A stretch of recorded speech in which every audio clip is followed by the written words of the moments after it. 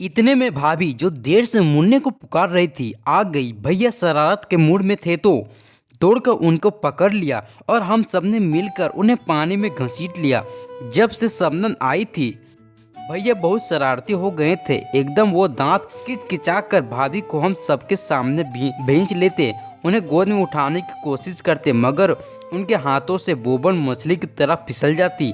फिर वो खिसिया कर रह जाते जैसे कल्पना में वो शबनम को ही उठा रहे थे और भाभी लज्जित होकर फौरन पुडिंग या कोई और मजेदार डिश तैयार करने चली जाती। उस वक्त जो उन्हें पानी में धकेला गया तो वो गठरी की तरह लुढ़क गई। उनके कपड़े जिस्म पर चिपक गए और उनके जिस्म का सारा भोंडापन भयानक तरीके से उभर आया। कमर पर जैसे किसी ने रजाई लपेट दी थी। कपड़ों में वो इतनी भयानक नहीं मालूम होती थी। ओ कितनी मोटी हो गई हो तुम, भैया ने कहा। उफ तो देखो बिल्कुल गमा पहलवान मालूम हो रही हो। हाँ 4 बच्चे होने के बाद कमर मेरे भी तो 4 बच्चे हैं। मेरी कमर तो डंलप पिल्लों का गद्दा नहीं बनी, उन्होंने अपने सूरज जिस्म को ठोक बजाकर कहा और भाभी मुंह थुथुथाए भीगी मुर्गी की तरह पैर मारती झुरझुरिया लेती रेत में गहरे गड्ढे गड्ढे बनाती मुन्ने को घसीटते चली गई। भैया बिल्कुल बेवज्जत होकर शबनम को पानी में डुबकियां देने लगे। जब नहाकर आए तो भाभी सर झुकाए खुबानियों के मुरब्बे पर क्रीम की तरह जमी रही थी। उनके होंठ सफेद हो रहे थे और आंख सुर्ख थी। गटरते गुड़ती जैसे मोटे मोटे गाल और सूजे हुए मालूम हो रहे थे।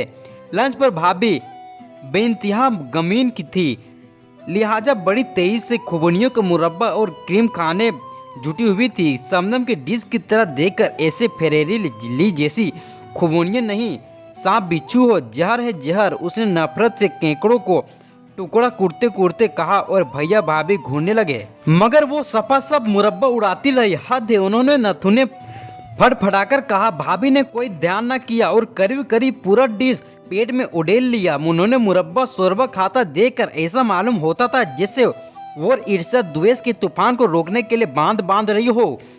खुदा के लिए बस करो, डॉक्टर भी मना कर चुका है, ऐसे भी क्या चटोरापन है, भैया ने कह दिया। मोम की दीवार की तरह भाभी पिघल गई। भैया का नस्तर चर्बी की दीवारों को चीरता हुआ ठीक दिल से उतर गया। मोटे मोटे आंसू भाभी के फूले हुए गालों पर फिसलने लगे। सिसकियों ने जिस्म के ढेर पर जलजला पैदा कर दिया। दुबली पतली और नाजुक लड़कियां किस तारीफ और सुहाने अंदाज में रोती है मगर भाभी रोते देखकर बजाय दुख की हंसी आती थी जैसे कोई रुई के भीगे हुए ढेर को डंडों से पीट रहा हो। वो नाक पोंछती हुई उठने लगी मगर हम लोगों ने रोक लिया और भैया को डांटा। खुशामद करके वापस उन्हें बिठा लिया। बेचारी नाक सुरकाती बैठ गई मगर जब उन्होंने कॉफी में 3 चम्मच शक्कर डालकर क्रीम की तरह हाथ बढ़ाया तो एकदम ठिठक गई। सहमी हुई नजरों से शबनम और भैया की तरफ देखा। शबनम बमुश्किल अपनी हंसी रोके हुए थी।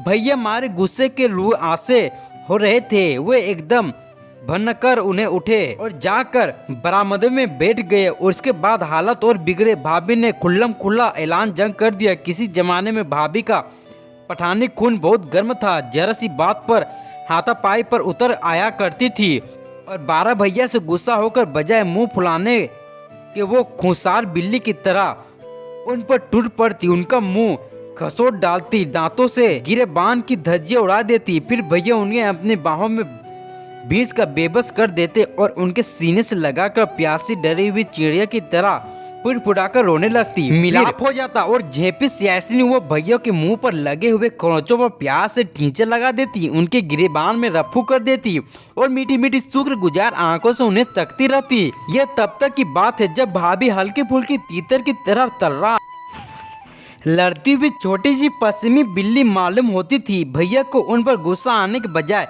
शिशात से प्यार आता मगर जब तक उन पर गोशत की जिहाद बोल दिया वो बहुत ठंडी पड़ गई थी। उनके अव्वल तो गुस्सियासी ना आता अगर आता भी तो फौरन इधर उधर काम में लगाकर भूल जाती। उस दिन उन्होंने अपने भारी भरकम ढील डोल को भुलाकर भैया पर हमला कर दिया। भैया सिर्फ उनके बोझ से धक्का खाकर दीवार से जा चिपके। रुई के गट्ठर को यूं लुढ़कते देखकर उनको सख्त घिन आई। ना गुस्सा हुए ना बिगड़े, सब मादा उदास सर झुकाए कमरे से निकाल भागे। भाभी वही पसार कर रोने लगी। कब्रे अपने पूरे साहब पर था। मिस्त्री अपनी छाती जैसे पेट को मरोड़ियां दे रही थी। उसके कूल्हे दायरे में लचक रहे थे। सुडेल मरमरी बाजी हवा में थरथरा रहे थे। बारीक थी काम में उसकी रूह फली टांगे हाथी हाथ के तरासे हुए सतूनों की तरह फड़क रही थी। भैया की भूखी आंख उसके जिस्म पर बिच्छुओं की तरह रेंग रही थी। वो बार बार अपनी गद्दी पर अनजानी सहला रहे थे। भाभी को कभी शबनम थी, मिस्त्री रक्षा की तरह लहराई हुई बिजली थी। वो एक दिन भैया के होशो हवास पर गिरी थी। आज रेत के ढेर की तरह बस की बेटी थी।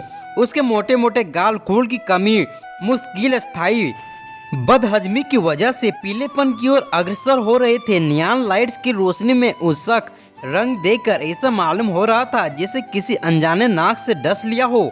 मिस्त्री रक्षकासा के कूल्हे तूफान मचा रहे थे और भैया के दिल की नाव उस भंवरे में चक फेड़िया खा रही थी। 5 बच्चों की माँ शबनम, जो अब भाभी बन चुकी थी, साहसी साहसी नजरों से उनकी तरह देख रही थी। ध्यान बांटने के लिए वो तेज से भुना हुआ मुर्गा हड़प कर रही थी। ऑर्केस्ट्रा एक भरपूर सांस खींची। सांस करहारे ड्राम का दिल गूंज उठा। मिस्त्री रसकासा की कमर की